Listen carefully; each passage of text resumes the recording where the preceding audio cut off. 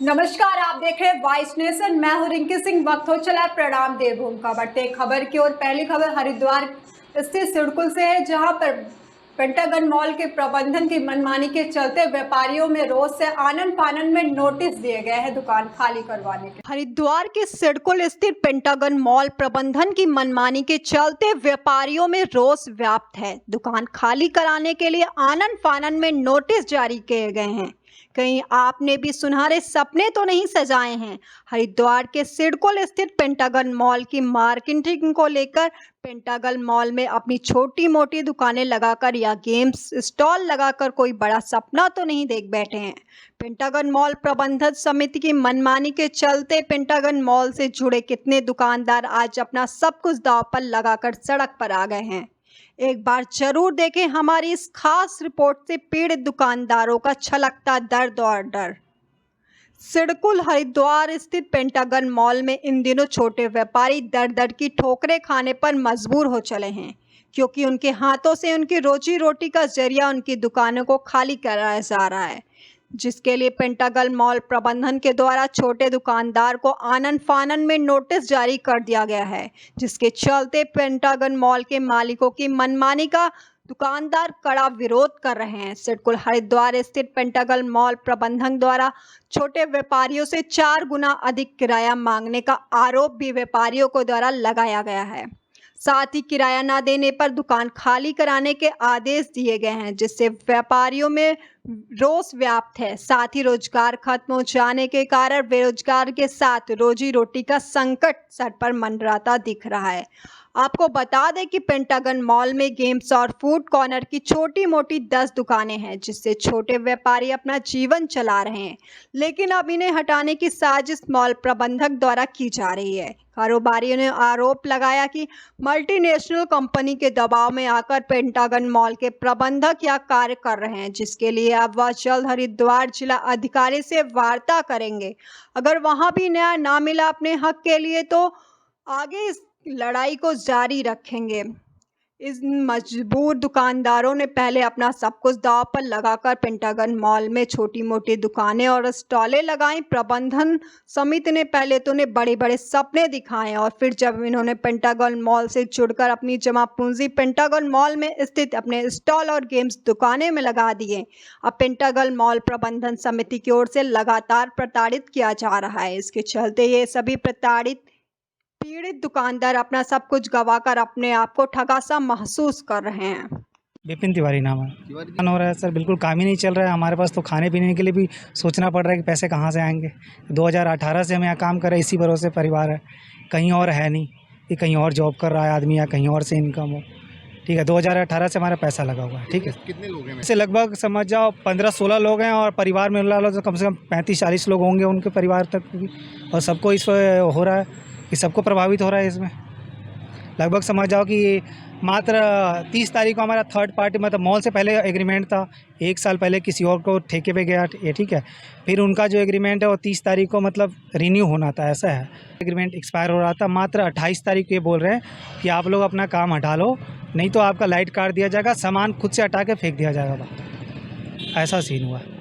पानी तरीके से बिल्कुल एकदम समझ सकते, एक तानाशाही समझ जाओ। ठीक है, एक बंदा है उनका वरुण शर्मा करके, वो लेके आता है अपना गनर ओनर। ठीक है, ऐसे ऑफिस में हम जब गए उनसे बात करने तो कोई तरीका नहीं, भैया मात्र 3 आइसक्रीम काउंटर होंगे, ब्रांडेड आएंगे, आप लोग का कोई काम नहीं है, आप लोग जाओ, ठीक है, खाली कर दो। संस करिए, अब उन्होंने कहा कि एग्रीमेंट आपका हो गया है, ठीक है, यही हम कर सकते हैं, नोटिस दे दो आप, क्या वो एप्लीकेशन दे दो, यही कहा उन्होंने। मनोज यादव नाम है मेरा। सर हम यहाँ 2018 से हैं, इस मॉल के साथ जुड़े हुए हैं। ठीक है, कोरोना काल में भी हम इनके साथ खड़े थे, इन्होंने रेंट मांगा, हर चीज़ जो भी किया हम लोग कर रहे थे। अब ये अचानक 28 तारीख को ये बोल रहे हैं कि अपना ये खाली कर दो, ना लिखित में कोई नोटिस दिया हमें, ना कुछ किया। जो चीज़ें इस बात पे हमने बात की, हमने बोला भाई कि हमें 1 साल का टाइम दे दिया जाए, क्योंकि ये 20 लाख रुपए के यहाँ पे गेम लगा रखा है और ये गेम मॉल के सिवा और कहीं पे चल नहीं सकता जो है। तो हमने बोला कि 1 साल का हमें टाइम दे दिया जाए या 6 महीने का टाइम दे दो, जो है कहीं भी हम शिफ्ट कर लेंगे अपना। तो इन्होंने गुंडागर्दी से बात की, बोली कि हम कोई टाइम नहीं देते हैं, ठीक है, आपको जो करना है करो, हमसे कोई मतलब नहीं हो करके जो है। तो यही सब बातें ये लोग कर रहे हैं जो है। और इन मतलब कोई भी सुनने के लिए तैयार नहीं है, कोई बात करने के लिए तैयार नहीं है। एक इनके लीजिंग में आया है वरुण शर्मा, ठीक है, हमारे गेम को बोलते हैं जो चीज़ है कि कचड़ा है, ये है। 2018 से इन्हें कचड़ा नहीं नज़र आया, अब ये बोले कि कचड़ा है, ठीक है। कभी बोलते हैं आपका ये दिक्कत है, वो है। तो हमने बोला अगर हमें कोई चीज़ का करना है तो आप वो तरीके को बताओ ना कि हम इसे चेंज करना चाह रहे हैं तो हम चेंज करते हैं, कुछ भी करते हैं जो है। लेकिन ये अलग अलग तरीके से बात मतलब ईगो पे लेके ये ऐसा काम कर रहे हैं जो है। रोटी की सर देख लो, अब हम लोगों ने लोन ले रखा है, हर एक चीज़ लेके जो चीज़ें यहाँ पे इन्वेस्ट किया है। और अब ये अगर इसमें हमारा ये हो जाता तो हमारे पास इसके अलावा कोई और चारा नहीं है जो है। फिर हम लोग नहीं निपटता मामला तो क्या आत्महत्या कर लेंगे और कुछ नहीं करेंगे जो है। अगर ये नहीं होता जो चीज़, फिर हम आत्महत्या कर लेंगे। मिश्रा बोलिए, बताएं। सर, मैं यहाँ 2012 से यहाँ पे हूँ इस मॉल में। मैंने अपना काउंटर लगाया आइसक्रीम स्वीट कॉर्न का। 2012 से मैं इनको किराया दे रहा हूँ। मॉल में मैंने पैसा लगाया 10-20 लाख रुपए, कब यहाँ पे काम चला। मैं 2012 से लगातार मॉल के हिसाब से काम कर रहा हूँ। हर साल मेरा किराया बढ़ रहा है और 11 महीने के बाद मेरा रिन्यूअल कर दिया जा रहा है। बट मुझे पिछले महीने 28 तारीख को बताया जा रहा है कि इस साल आपका रिन्यू नहीं किया जाएगा और अपना सामान लेके जाइए, जो कि बहुत गलत है। मेरा इतना पैसा लगा हुआ है। कोरोना काल में भी मेरा काफ़ी सारा नुकसान हुआ था, वो मैं अभी निकाल कर नहीं पाया हूँ। उसके बावजूद भी मैंने किराया किया। मैं इस साल कुछ कमा का इससे पहले उन्होंने बोला कि आप अपना लेके जाइए। सर, हम लोग यहाँ पे 5-6 लोग हैं जो मेन ओनर हैं। उनके साथ में एक काउंटर पे 4 लड़के हैं। करीब 30 से 25 लोग हैं जो डायरेक्ट बेरोजगार हो जाएंगे, उनके परिवार हैं। यहाँ 30 तारीख से हम लोग के काउंटर बंद कर रखा है। ना कोई बोहनी हो रही, ना कुछ रोज़गार। रोज़ खर्चा हो रहा है सर। रोज़ कमाने और खाने वाले हम लोग हैं। हम लोग कहाँ जाएँ, किससे क्या करें? हमारे पास कोई चारा नहीं बचा इसके अलावा कि हम यहाँ पे आत्महत्या करें। सर, कोई सुनवाई नहीं है। यहाँ मेरा किराया 22,000 रुपये है। वो भाई साहब आके कह रहे हैं 80,000 रुपये के को। सर, निकलेगा कहाँ से? इस मॉल में आज से ग्राउंड फ्लोर तक नहीं भर पाया। 22,000 से 80,000 किस हिसाब से? अगर इन्हें यही कर, बैंकागंज मॉल है सुपर कंपनी का। इनकी कई सारे मॉल हैं। अपने कहीं से बात नहीं हुई? मैनेजमेंट से बात हुई लेकिन कोई सुनवाई नहीं हो रहा है सर। हमारा किराया 22,000 है। हम कह रहे हैं 20% भी बढ़ा लो, लेकिन 80,000 60,000 कहाँ से निकालेंगे? क्या हम घर से लेके आएंगे? इतना यहाँ पे पब्लिक नहीं है सर। अगर इतना मॉल चल रहा होगा तो अच्छा कि ग्राउंड फ्लोर तक नहीं भर पाएँ। इनकी दुकान का किराया 80 रुपये और 60 रुपये स्क्वायर फीट है और हमसे चाहिए 60,000 रुपये। क्या मांगे? इनकी मांग यही है, या तो आप हमें 80,000 रुपये 60,000 रुपये किराया कीजिए, वरना अपना सामान लेके आप जाइए। आप लोग क्या चाहते हैं? सर, हम ये चाहते हैं कि हमारे एग्रीमेंट के हिसाब से भी हमसे कहा गया था कि आपको नोटिस पीरियड मिलेगा। अब हमें 28 तारीख को बिना बकाए खाली कराया जा रहा है। इतना माल लगा रखा है हमने। अगर हमें समय मिलता तो हम माल नहीं मंगाते। इसका मुआवजा कौन देगा हमें? हमारा पैसा लगा हुआ है इसमें। हमारे पास कोई चारा नहीं बचा है। हम अपने अभी प्रयास कर रहे हैं। हम धरना प्रदर्शन करेंगे, सारे परिवार वाले। फिर आखिरी चारा को यही है कि इस मॉल में फांसी लगा लें हम। इसी बीच बढ़ते अगली खबर की और अगली खबर डोईवाला से है, जहां पे डोईवाला के भनियावाला में लगातार बंदरों का आतंक बढ़ता जा रहा है। बीती शाम 8 साल के मासूम पर जानलेवा हमला किया है बंदरों ने। डोईवाला के भनियावाला क्षेत्र के लोग लंबे समय से बंदरों के आतंक से परेशान हैं। जहां कुछ समय पूर्व बंदरों ने कई लोगों को काटकर जख्मी कर दिया था, तो वहीं बीती शाम 8 साल के मासूम पर एक बार फिर बंदरों ने हमला कर दिया, जिससे भनियावाला के इन ग्रामीणों में भारी रोष है। ग्रामीण द्वारा बताया गया कि कई बार उन्होंने वन विभाग व नगर पालिका प्रशासन को इन समस्या से अवगत कराया है, पर अभी तक कोई कार्रवाई न होने के कारण आज भी लोग बंदरों के आतंक से पीड़ित हैं। आलम यह है कि यहाँ लोग अपने घरों से बाहर तक निकलने को डर रहे हैं। छतों पर कपड़े सुखाने व अन्य कार्य करने के लिए नहीं जा पा रहे हैं। बच्चों को सुबह सुबह स्कूल आने जाने में परेशानियों का सामना करना पड़ रहा है। बंदरों के डर के कारण अभिभावक बच्चों को अपने साथ लेकर आते जाते हैं। इन ग्रामीणों ने कहा कि अगर प्रशासन द्वारा जल्द बंदरों की समस्या से निजात ना दिलाई गई तो हमें और बड़े आंदोलन को मजबूर होना पड़ेगा। तो ये है कि बंदर यहाँ से चले जाने चाहिए बस, क्योंकि हमारे घर में छोटे छोटे बच्चे हैं, हम लोग भी नहीं निकल सकते हैं बिल्कुल भी। और यहाँ तो कम से कम 8-10 लोगों को तो काट चुके हैं वो। मेरा छोटा सा बच्चा था, 2.5 साल का था उस समय, वो छत पे आया था, उसके ऊपर भी सारे के सारे बंदर चिपटे हुए थे और वो सीढ़ियों से सीधा नीचे गिर गया एकदम से, और उसकी बहुत पीठ में काटा हुआ है। बल्कि लगभग पर मारे जा रहे, 3-4 बार मारा तब भी बंदर नहीं छोड़ रहे, तब भी हमला कर रहे। उसके बाद मैंने डंडा लेकर आया, फिर मेरे ऊपर भी आने लगी, क्योंकि छोटी सी बच्चा दूसरी गाय, किसी का बच्चा तो बच्चा होती है, उसको तो बचाना है। हम बड़े, हम जब नहीं बचा रहे तो बच्चा तो चिल्ला रहे, तो अपना जान भी बचाने के लिए भागना पड़ता है, सारे देखना पड़ता है। फिर भी हमने देखा नहीं, हमने अपना जान नहीं बचे, मैं उसको ऊपर। शाम को मेरे सामने काटा। हम दोनों बैठे थे, बंदर कूदा एकदम, उसे पैर में काट लिया बहुत ज्यादा। कितना काटा हुआ है, कितनी चोटें आई हैं? 6 टांके लगे उसके। इसी बीच बढ़ते अगली खबर की और अगली खबर हल्द्वानी से, जहां पर कुमाऊं कमिश्नर दीपक रावत ने महिला अस्पताल में छापा मारा, कई सारी खामियां मिली हैं। हल्द्वानी के महिला हॉस्पिटल में कुमाऊं आयुक्त दीपक रावत ने मारा छापा, जहां पर उनको कई खामियां देखने को मिली।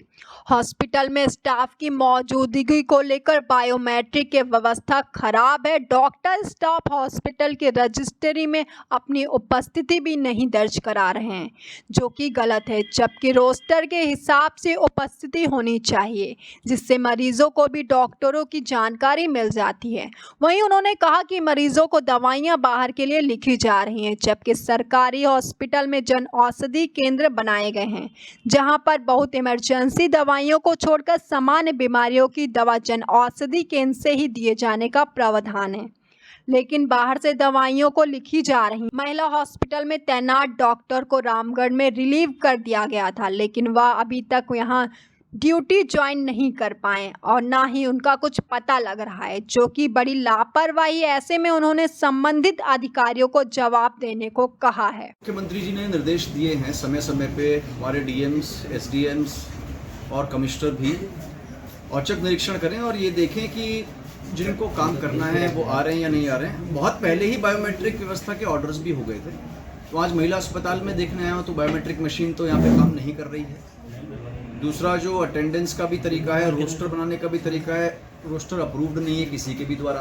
रोस्टर मात्र व्हाट्सएप पे ही है, जबकि वो पब्लिक के लिए भी अवेलेबल होना चाहिए, कौन डॉक्टर साहब हैं, कौन डॉक्टर साहब नहीं हैं। और ये जो एक तरह से एनोमली है और भी जगह चल रही है। कल द्वाराहाट के इंस्पेक्शन में भी, इंस्पेक्शन तो नहीं, एक शिकायत पे मुझे पता चला कि वहाँ पे रोस्टर इस प्रकार से बनाए जा रहे हैं कि एक डॉक्टर साहब मात्र 6-7 दिन की ही ड्यूटी कर रहे हैं महीने में, और बाकी दिन या तो वो अस्पताल में नहीं है या कहीं और है। ये गलत तरीका है और इससे पब्लिक को जो सुविधा मिलनी चाहिए वो नहीं मिल पा रही है। तो उसमें भी मैंने डीएम अल्मोड़ा साहब से एक इंक्वायरी करवाई है कि पता लगाएं कि कौन कब से कितने दिन के लिए एब्सेंट था और बायोमेट्रिक व्यवस्था दोबारा सुचारू वहाँ पे कराई जाए, उसके अनुसार ही सैलरी भी दी जाए। दूसरा इशू जो यहाँ पे महिला अस्पताल में है कि ये भी जब निर्देश हैं कि कोई बहुत ही इमरजेंसी की बात है तो अलग है, हम बाहर की दवाई लिख सकते हैं, अदरवाइज हम दवाई यहाँ की लिखें अगर अवेलेबल है तो। आयरन सप्लीमेंट है, आयरन सप्लीमेंट तो अस्पताल में है ही, तो उसको बाहर से बिल्कुल भी नहीं लिखा जाना चाहिए, जो कि लिखा जा रहा था। इसमें भी सीएमएस साहब से कहा है कि आप एक्सप्लेनेशन यहाँ पे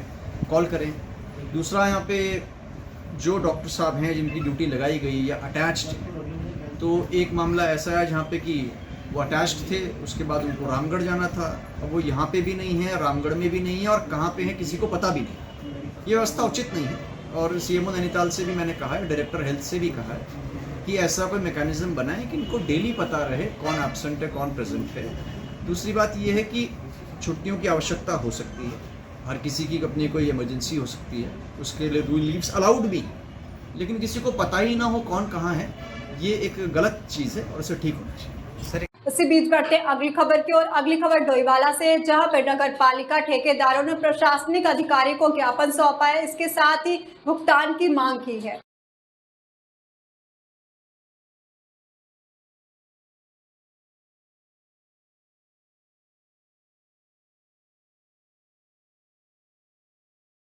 नगर पालिका डोईवाला के तमाम पंजीकृत ठेकेदारों ने सभासद मनीष धीमान के नेतृत्व में नगर पालिका प्रशासन के खिलाफ रोष प्रकट करते हुए प्रशासनिक अधिकारियों को ज्ञापन सौंपा है।